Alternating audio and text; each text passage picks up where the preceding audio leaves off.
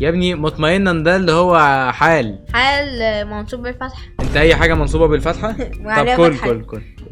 كل بس انت هتصيع غدانا يا اخواتي بعد الشغل. خش عليهم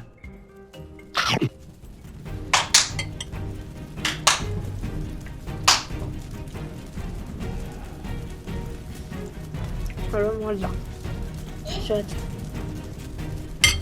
حرق.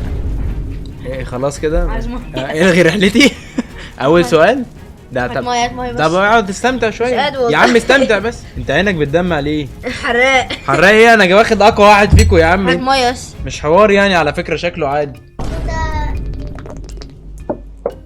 هو ايه بيشرب شيشه ولا ايه؟